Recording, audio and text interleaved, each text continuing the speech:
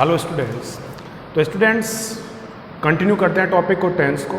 Last 3 videos में हमने present simple tense complete किया है।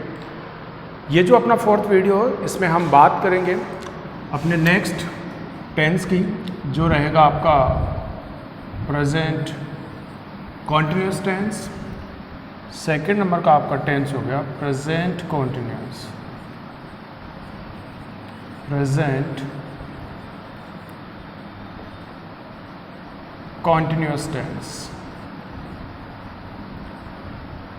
देखिए, इस टेंस को मैं स्टार्ट करें उससे पहले कुछ बेसिक जो नॉलेज है कॉन्टिन्यूस के रिगार्डिंग या कॉन्टिन्यूस टेंस के रिगार्डिंग, वो अपने को समझनी होगी। क्योंकि जो कॉन्टिन्यूस टेंस है वो प्रेजेंट का भी है, पास्ट का भी और फ्यूचर का भी है। In all 3 tenses we study about the continuous tense. तो बेसिकली कॉन्टिन्यूस जो टेंस है वो है क्या, देखिए इसको समझने के लिए अपने को पता रखना है कि अगर इसको स्टार्ट करें उससे पहले थोड़ा इधर देख लेते हैं कि जो कॉन्टिन्यूस टेंस है, इस कॉन्टिन्यूस टेंस का मीनिंग होता है बी वर्ब। ठीक है, जब भी आप कॉन्टिन्यूस टेंस के बारे में बात करते हैं, कुछ कहने के लिए आप बोलते हैं या राइट करते हैं, उस टेंस से जो कॉन्टिन्यूस का बना हो, तो इसमें आपको ऑलवेज रिमेंबर रखना है बी वर्ब का। अब ये बी वर्ब बेसिकली क्यों हम रिमेंबर रखें, इसके पीछे रीज़न ये है कि कॉन्टिन्यूस टेंस प्रेजेंट का हो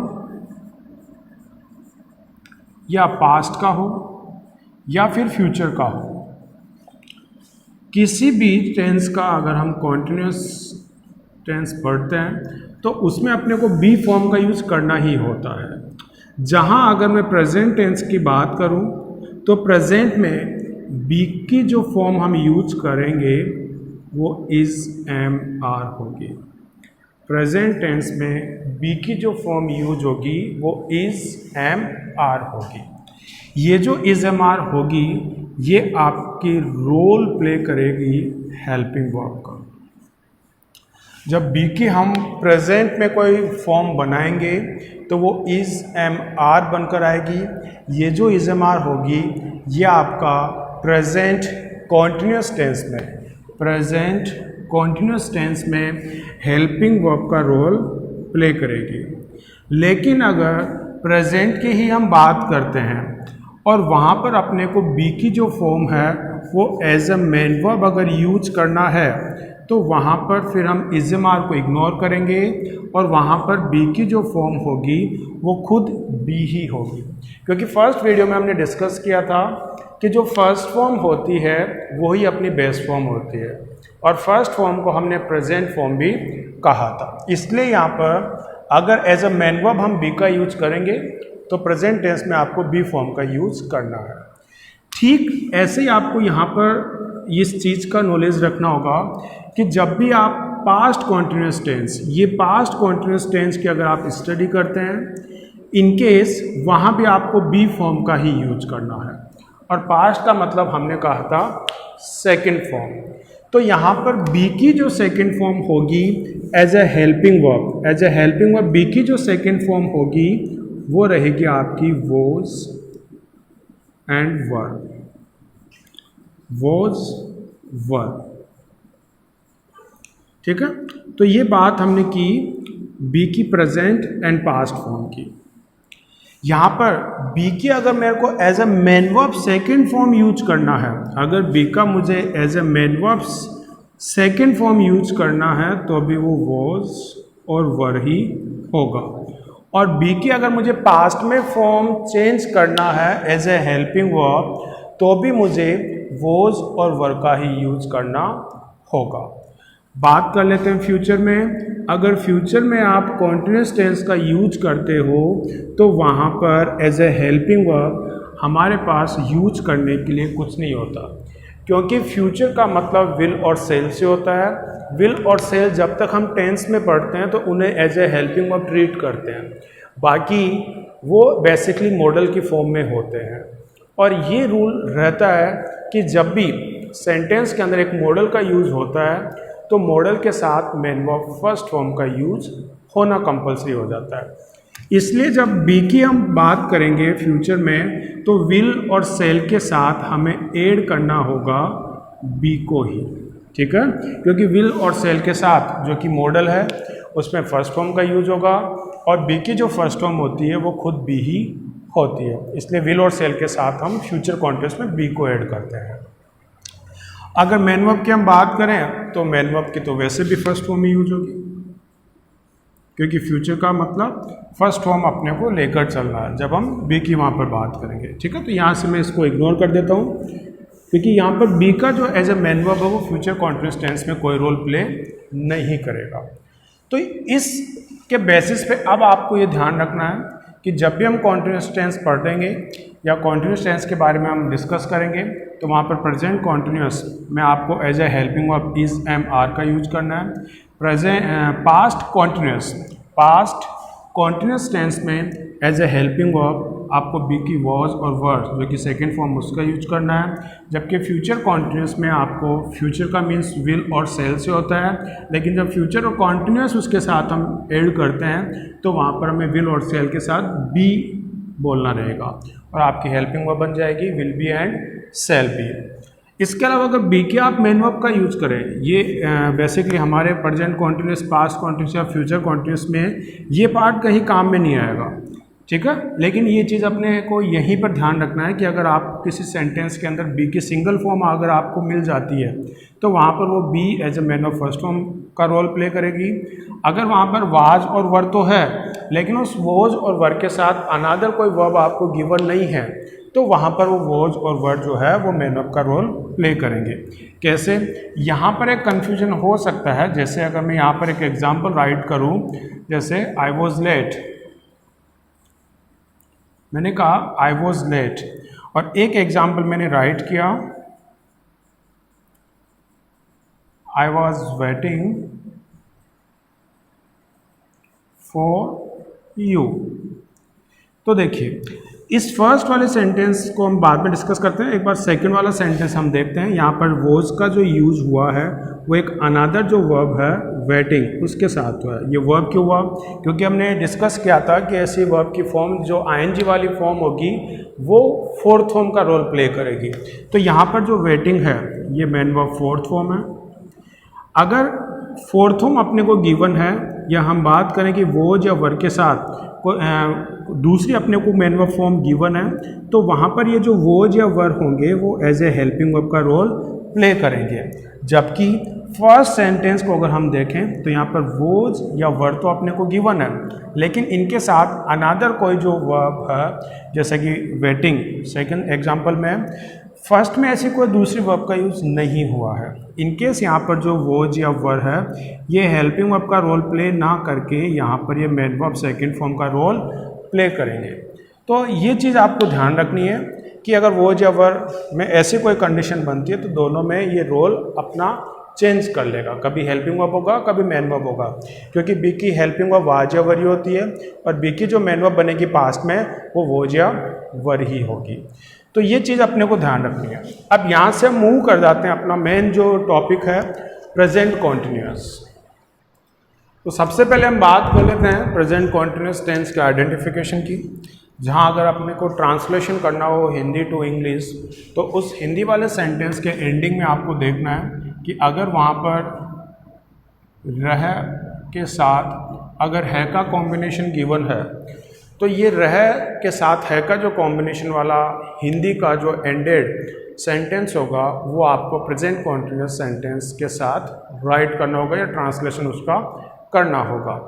बाकी अगर एक फुल इंग्लिश सेंटेंस मेरे को गिवन है और उस सेंटेंस में मेरे से कहा जाए कि इस सेंटेंस के अंदर आप आइडेंटिफाई कीजिए कि कौन सा टेंस का यूज हुआ है, तो वहाँ पर मैं आइडेंटिफिकेशन करूँगा कि या तो सेंटेंस में इज होगा या फिर एम होगा या फिर आर का यूज़ होगा और इनका जो यूज़ होगा किसी भी एक का ये यूज़ होना चाहिए वर्ब फोर्थ फॉर्म के साथ। और वर्ब जो फोर्थ फॉर्म है वो हम डिस्कस कर चुके हैं, जो आईएनजी वाली फॉर्म होती है वही अपनी वर्ब की फोर्थ फॉर्म होती है।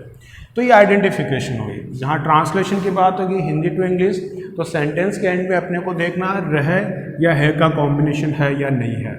ठीक है, जैसे कि अगर मैं बात करूँ वह जयपुर जा रहा है, तो वहाँ जा रहा है के बाद रहा में रह और लास्ट में है का कॉम्बिनेशन है, तो ऐसा सेंटेंस का जब मैं इंग्लिश में ट्रांसलेशन करूँगा तो वहाँ मैं प्रेजेंट कॉन्टिन्यूअस टेंस का यूज करूँगा। बाकी अगर मैं कहूँ he is going to Jaipur, तो इज़ के साथ मैंने गोइंग बोला, he is going to Jaipur, तो वहाँ पर इज़ का यूज हुआ है गोइंग वर्ब के साथ और गो में आईएनजी ऐड है, तो वहाँ पर इज़ के साथ फोर्थ फॉर्म का जो कॉम्बिनेशन बना है या आपका प्रेजेंट कॉन्टिन्यूअस जो टेंस है उसको आइडेंटिफाई आपको कराएगा। अब यहाँ पर अगर मैं बात करूँ वर्ब के बारे में, तो देखिए यहाँ भी जो वर्ब है वो टू टाइप्स की ही होगी। अगर आप वर्ब की बात करते हो तो यहाँ भी हम वर्ब को टू कैटेगरीज में डिवाइड करते हैं, जहाँ फर्स्ट जो वर्ब होगी वो आपकी हेल्पिंग वर्ब के बारे में हम बात कर लेते हैं, और अगर मेन वर्ब की आप बात करो तो मेन वर्ब भी इसमें होगी। ठीक है, तो यहाँ पर जो हेल्पिंग वर्ब है वो रहेगी या तो वो इज़ होगी या फिर एम होगी या फिर वो आर होगी, या तो इज़ होगी या एम होगी या फिर वो आर होगी, एम या फिर वो आर होगी। ठीक है, एंड ये हुआ आपका मेन वर्ब। अब देखिए यहाँ पर जो इज़ है, इस इज़ का जो अपने को यूज करना है वो यूज करना रहेगा सिंगुलर सब्जेक्ट के साथ। अगर इज़ का यूज अपने को करना है एक सेंटेंस में, तो इज़ का यूज होगा आपका सिंगुलर सब्जेक्ट के साथ। ठीक है, तो इसका यूज सिंगुलर सब्जेक्ट के साथ, और एम का जो यूज होगा उसमें आपका जो सब्जेक्ट है, सब्जेक्ट ओनली आई होना चाहिए, उसमें आपका जो सब्जेक्ट है वो ओनली आई हो सकता है, या हम यूँ कहें कि एम का जो यूज है वो ओनली आई सब्जेक्ट के साथ ही हो सकता है। यहाँ पर अगर आर की हम बात करें तो आर का जो यूज है ये आपका सब्जेक्ट होगा प्लूरल सब्जेक्ट, यह आपका सब्जेक्ट होगा प्लूरल। अच्छा, सिंगुलर और प्लूरल सब्जेक्ट के बारे में हमने पहले भी डिस्कस किया था कि या तो सब्जेक्ट आपका कोई नाउन हो सकता है या फिर कोई प्रोनाउन हो सकता है। तो देखो प्रोनाउन की कैटेगरीज फिक्स है, टोटल 7 आपके ऐसे जो प्रोनाउंस है वो सब्जेक्ट का रोल प्ले करेंगे। बाकी अगर नाउन की आप बात करें तो नाउन की कोई लिमिट नहीं है, वो कितने भी हो सकते हैं, क्योंकि कल नाउन को हमने नेम कहा था, तो किसी का भी नेम आपका नाउन का रोल प्ले करता है। तो यहाँ पर जो सिंगुलर सब्जेक्ट होंगे, ये सिंगुलर सब्जेक्ट कौन से होंगे? देखिए सिंगुलर सब्जेक्ट आपके जो होंगे वो या तो कोई आपका नाउन होगा, ठीक है, नाउन, सिंगुलर नाउन, या फिर वो कोई प्रोनाउन होगा, और प्रोनाउन में वो होगा third person pronoun, third person pronoun, third person pronoun. अब ये थर्ड पर्सन प्रोनाउन कौन से हैं? ये होंगे आपके ही, शी एंड इट। अच्छा, इसमें दे भी प्रोनाउन होता है, थर्ड पर्सन में दे भी प्रोनाउन आपका है सब्जेक्टिव केस का, लेकिन वहाँ पर आपको दे को इग्नोर करना है। इसके पीछे रीजन क्या है? क्योंकि दे जो है वो ही, शी और इट, इन तीनों का प्लूरल फॉर्म है थर्ड पर्सन के केस में। अगर आप प्लूरल सब्जेक्ट की बात करो तो प्लूरल सब्जेक्ट में भी आपके जो सब्जेक्ट बनेंगे वो या तो कोई नाउन होगा और उस नाउन के लास्ट में एस या ई एस एडेड होगा, या हो सकता है नाउन की फॉर्म ही प्लूरल हो। जैसे चाइल्ड होता है CHILD, चाइल्ड, ये चाइल्ड जो ये सिंगुलर है, इसका जब मैं प्लूरल बनाऊंगा तो इसमें मैं एस या ई एस को ऐड नहीं करूंगा, बल्कि इसमें मैं REN ऐड करके इसको चिल्ड्रन में कहूँगा। ठीक, ऐसे कुछ और वर्ड्स होते हैं जैसे MAN, मैन, यहाँ पर ये मैन सिंगुलर है, इसमें मैं कुछ भी ऐड नहीं करूँगा। ओनली मुझे क्या करना है कि इसका ये जो वोवल है ए, इस वोवल को मुझे ई में चेंज करके मैन बनाना है। तो बेसिकली मोस्टली जो नाउन्स होते हैं उनका सिंगुलर प्लूरल एस और ई एस के बेसिस पे होता है। कुछ लिमिटेड ऐसे नाउन्स हैं जिनमें आप एस या ई एस के अदर देन कुछ एक्स्ट्रा ऐड कर सकते हैं, या फिर उसका प्रोनाउन को आप चेंज कर सकते हैं। तो यहाँ पर बात होगी प्लूरल सब्जेक्ट अगर नाउन है, और अगर प्रोनाउन है तो प्रोनाउन में आपका जो प्लूरल सब्जेक्ट होता है वो एक तो फर्स्ट पर्सन हो जाता है जिसमें आई और वी रहेगा, और सेकंड पर्सन का यू हो जाता है, जबकि थर्ड पर्सन का दे जो है वो आपका प्लूरल केस का रोल प्ले करेगा। आई, वी, यू और दे। ये जो आई, वी, यू, दे है ये आपके प्रोनाउंस है, ये आपके हो गए प्रोनाउंस। तो यहाँ पर अब हमने जाना है कि एक सब्जेक्ट जो बनेगा वो या तो नाउन होगा या कोई प्रोनाउन होगा। नाउन कोई फिक्स नहीं है, एस यस के बेसिस पे उनका सिंगुलर प्लूरल हम देखते हैं। प्रोनाउन फिक्स है, जहाँ थर्ड पर्सन में से ही, सी, इट ये आपके सिंगुलर प्रोनाउन हो गए। जबकि अगर प्लूरल प्रोनाउंस की आप बात करें सब्जेक्टिव केस, तो आई, वी जो कि फर्स्ट पर्सन है, यू सेकंड पर्सन है और दे जो है वो थर्ड पर्सन है। तो ये 4 आपके जो प्रोनाउंस ये प्लूरल है, और ही, सी, इट 3 प्रोनाउंस आपके सिंगुलर प्रोनाउंस का रोल प्ले करते हैं। अब अगर आपको helping verb is am are का यूज करना है, ठीक है, helping verb is am are का यूज करना है, तो इसके साथ आपको मेन वर्ब का भी यूज करना रहेगा, ठीक है। अगर आपने मेन वर्ब का यूज नहीं किया, देखिए आपने इज एम आर का तो यूज किया, लेकिन उस सेंटेंस में आपने अगर मेन वर्ब का यूज नहीं किया है, इन केस ऐसा सेंटेंस आपका कॉन्टिन्यूअस टेंस का मीनिंग नहीं देकर सिंपल प्रेजेंट सिंपल टेंस का वो मीन देके चला जाएगा। तो कॉन्टिन्यूअस टेंस के मीनिंग को क्लियर करने के लिए हमें मेन वर्ब का यूज करना होगा। और अभी हमने बात की थी कि कोई सा भी कॉन्टिन्यूअस टेंस हो, प्रेजेंट हो, पास्ट हो या फ्यूचर हो, वहाँ पर अपने को फोर्थ फॉर्म का यूज करना है। तो अब एक सेंटेंस में आप ध्यान रखना, एक सेंटेंस जो कि प्रेजेंट का हो, पास्ट का हो, फ्यूचर का हो, और इनके भी सिंपल कॉन्टिन्यूअस, परफेक्ट या परफेक्ट कॉन्टिन्यूअस का कोई सा भी हो, उस सेंटेंस के अंदर कौन सी हेल्पिंग वर्ब आएगी इसका डिसीजन मैंने पहले भी कहा था, आप या मैं मिलकर नहीं ले सकता। वहाँ हर टेंस की अपनी हेल्पिंग वर्ब है। जिस टेंस की हेल्पिंग वर्ब हम यूज करेंगे उसका डिसीजन और कोई नहीं बल्कि उस सेंटेंस का कौन लेगा, सब्जेक्ट डिसीजन लेगा। सब्जेक्ट के बेसिस पे जब हमने हेल्पिंग वर्ब का यूज कर लिया, अब उस हेल्पिंग वर्ब का यूज हम करते हैं एक मेन वर्ब के साथ। तो यहाँ पर कौन सी मेन वर्ब आएगी इसका डिसीजन अब लेगी हेल्पिंग वर्ब, ठीक है। हेल्पिंग वर्ब का डिसीजन सब्जेक्ट लेगा और मेन वर्ब का डिसीजन जो है वो हेल्पिंग वर्ब के थ्रू लिया जाएगा। तो यहाँ पर इज़मार के साथ हमेशा फोर्थ फॉर्म का यूज होगा। तो ये चीज़ अपने को ध्यान रखनी है। इसके साथ साथ अगर मैं सेंटेंस की बात करूँ, सेंटेंस, तो देखिए प्रेजेंट कॉन्टिन्यूस में भी ठीक वैसे प्रेजेंट सिंपल जैसा हमने पढ़ा था उसके जैसे ही सेंटेंसेज होते हैं, क्योंकि सेंटेंसेज तो फिक्स है, ठीक है, उनमें कोई चेंजेस नहीं हो सकता। उसको फिर चाहे आप प्रेजेंट सिंपल के साथ पढ़ो या फ्यूचर परफेक्ट कॉन्टिन्यूस के साथ पढ़ो, वो फिक्स आपके रहेंगे। तो इसमें भी उन्हीं सेंटेंसेज की हम बात करते हैं जिनको हमने अफर्मेटिव, नेगेटिव और आपका इंट्रोगेटिव, नेगेटिव इंट्रोगेटिव कहा था। तो यहाँ पर अपने को ध्यान रखना है सेंटेंस का, और इस सेंटेंस को मैं 2 कैटेगरीज में डिवाइड कर देता हूँ। एक हो गई आपकी पॉजिटिव सेंटेंस और दूसरा हो जाएगा आपका नेगेटिव सेंटेंस, ठीक है। ये यहाँ मैंने सेंटेंस को राइट किया और इस सेंटेंस को मैंने 2 कैटेगरीज में डिवाइड किया। एक हो गया आपका पॉजिटिव सेंटेंस कहो या इसको आप कहो अफर्मेटिव, ठीक है, पॉजिटिव अफर्मेटिव एक ही होता है। और यहाँ मैं बात कर लेता हूँ नेगेटिव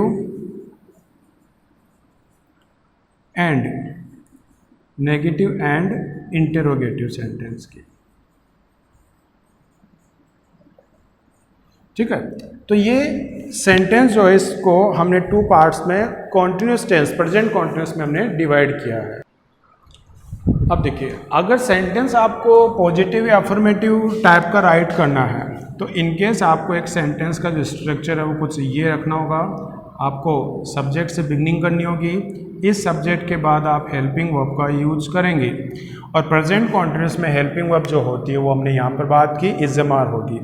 अगर आपका ये वाला गिवन सब्जेक्ट सिंगुलर है ये वाला, अगर आपका गिवन सब्जेक्ट सिंगुलर है, इन केस यहाँ पर जब आप हेल्पिंग वर्ब का यूज करेंगे तो सब्जेक्ट ही हेल्पिंग वर्ब का डिसीजन लेगा, तो सिंगुलर सब्जेक्ट के साथ जो हेल्पिंग वर्ब आएगी वो कौन सी होगी आपकी, इज हो जाएगी। ठीक है, जैसे कि अगर मैं यहाँ पर एग्जाम्पल राइट करूँ ही, तो ही के साथ जो कि सिंगुलर प्रोनाउन है थर्ड पर्सन, इसके साथ आने वाली जो हेल्पिंग वर्ब होगी कॉन्टिन्यूस टेंस की प्रेजेंट में, वो इसका मैं यहाँ पर यूज करूँगा। ये यूज करने के बाद सब्जेक्ट और हेल्पिंग वर्ब राइट करने के बाद अब मुझे राइट करना होगा इसके बाद मेन वर्ब, और ये जो मेन वर्ब होगी ये ऑलवेज फोर्थ फॉर्म होगी। यहाँ पर मैं इज राइट करूँ, एम राइट करूँ या आर को मैं राइट करूँ, उसका कोई इफेक्ट मेन वर्ब पे नहीं होगा, सबके साथ अपने को फोर्थ फॉर्म का यूज करना है, बाकी जो ऑब्जेक्ट होगा वो होगा। ठीक है, इसका कोई फिक्स वो नहीं है कि कौन सा ऑब्जेक्ट इज के साथ, कौन सा आर के साथ, कौन सा सिंगुलर के साथ, कौन सा प्लूरल के साथ, है ना, इट डजेंट मैटर। तो ये बात की हमने पॉजिटिव अफर्मेटिव सेंटेंस की। अगर मैं नेगेटिव और इंटरोगेटिव सेंटेंस का फॉर्मेशन करता हूँ तो यहाँ पर मैं इसको भी 2 पार्ट्स में डिवाइड कर देता हूँ। ये फर्स्ट आपका जो एन है ये नेगेटिव को डिफाइन कर रहा है, और ये जो सेकंड है आपका आई इंट्रोगेटिव, ये इंट्रोगेटिव को डिफाइन कर रहा है।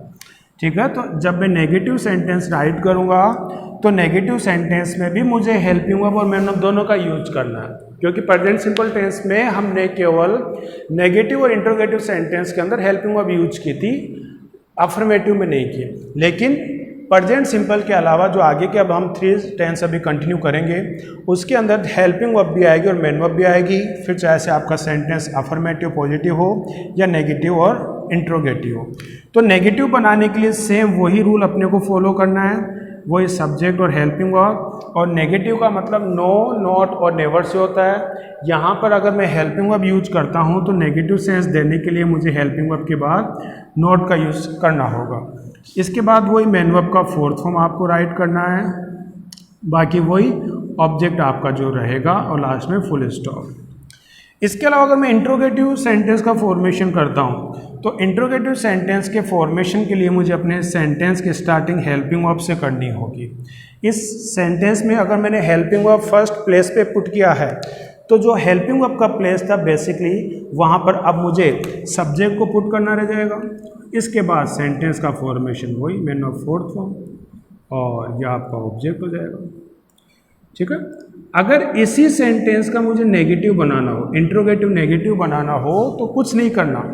हमने कल कहा था कि नोट जो है वो नेगेटिव बनाने के लिए यूज होगा, और नोट का जो प्लेस होता है एक सेंटेंस के अंदर वो थर्ड प्लेस होता है। तो अगर मुझे इंट्रोगेटिव का नेगेटिव पार्ट बनाना है तो थर्ड प्लेस कहाँ आएगा, helping verb first place, subject second place, और थर्ड प्लेस मतलब सब्जेक्ट के बाद मुझे जो नोट है उसको मेरे को राइट करना रह जाएगा। तो ये कुछ बेसिकली जो रूल्स है आइडेंटिफिकेशन को लेकर, वर्ब को लेकर और सेंटेंस को लेकर, प्रेजेंट कॉन्टिन्यूस टेंस के, इनके बारे में हमने डिस्कशन किया है। ठीक है, तो ये आपका प्रेजेंट कॉन्टिन्यूस का एक जो ओवरव्यू होता है, ये इसका इंट्रोडक्शन हम देखें, उसके बारे में हमने बात की है।